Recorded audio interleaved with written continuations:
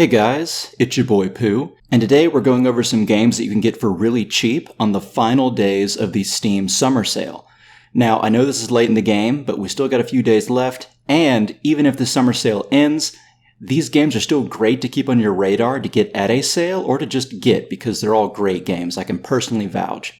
However, before we begin, I need to mention that while this is about the Steam Summer Sale, if you guys like video games, you need to get Good Old Games or GOG. I consider it just as good as Steam, probably even better a lot of the times.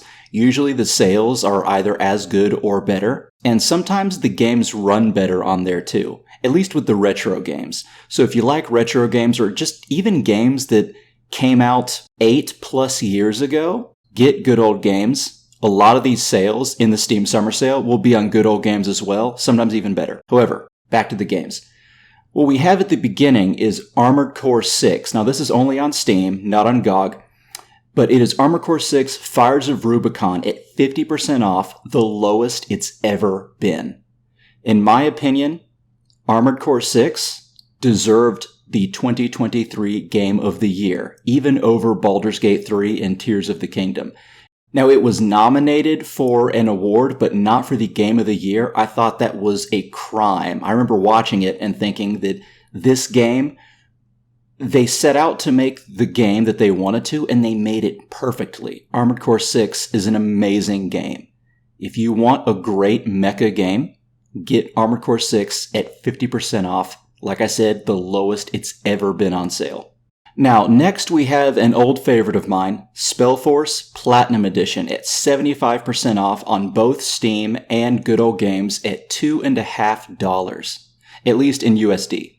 It's a killer game. It adds both RPG and strategy elements with some classic character designs and a plot you can't help but enjoy. You have magic items, you get to have your own hero character, but you also get to make units with traditional fantasy races, sometimes with cool twists. Spellforce is a great experience if you just love fantasy. Now, next we have Forgotten Realms Demon's Stone. This is a fantasy game, but it is hack and slash.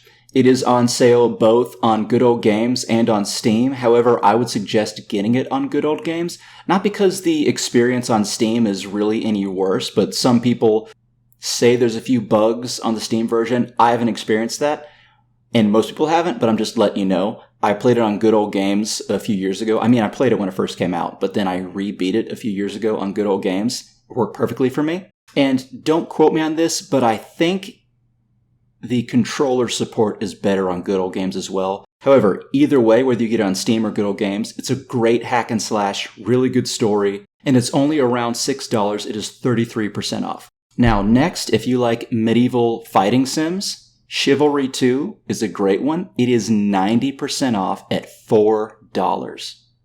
Enough said. Chivalry 2 is up there with Mordhau with how good it is.